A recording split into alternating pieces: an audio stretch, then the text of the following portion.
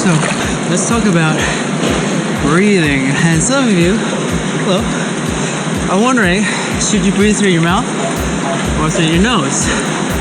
Well, my answer to that is you should breathe through your nose.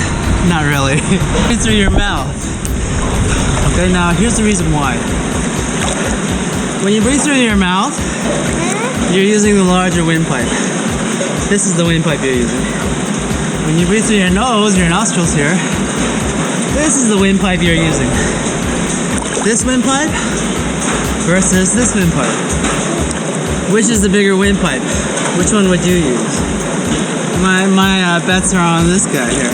When you're swimming, I want you to swim and think like you're jogging on a treadmill.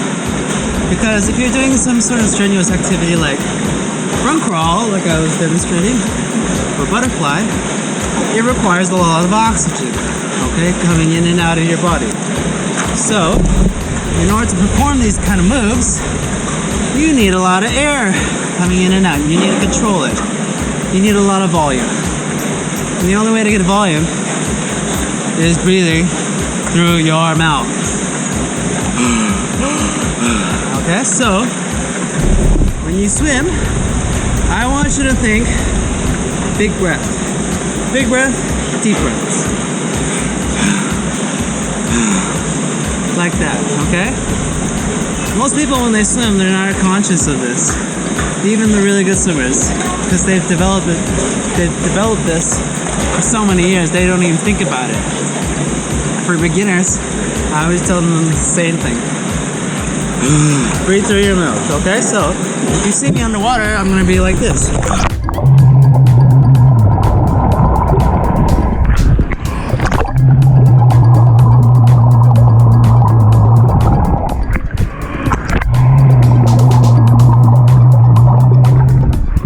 So you notice that I take very big breaths. I make that sound. Okay, so I want as much oxygen as possible here in my belly in order for me to perform strenuous moves. Now, if you're playing around in the water like this, if you're walking around like this, then you don't really have to worry about your breathing. Okay, so you can be like da-di-da-di-da. Don't have to worry about breathing.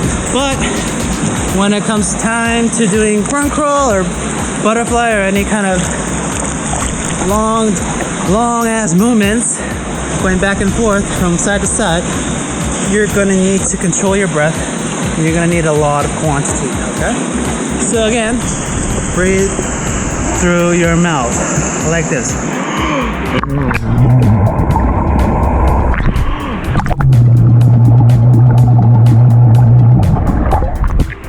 Now, the second question is, how do I cut off breathing through my nose? Because a lot of people have a tough time cutting off the air that goes in and out of the nose and focus only on the mouth. Well, my answer to that is pretend you have a cold.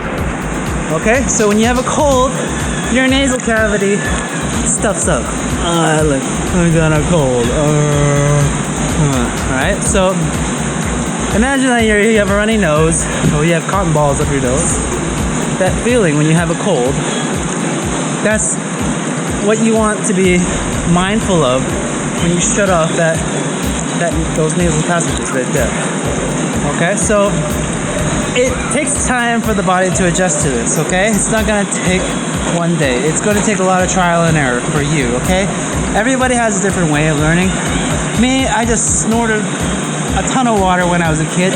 My body just stopped altogether and said no more water coming up the nose. And it just automatically shuts off for me. It does the work for me. So,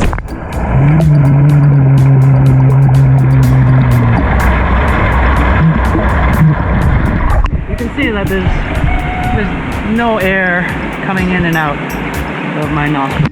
Alright, so if you have any questions or comments, please leave them down below. And I'll see you in the next swimming video. Bye!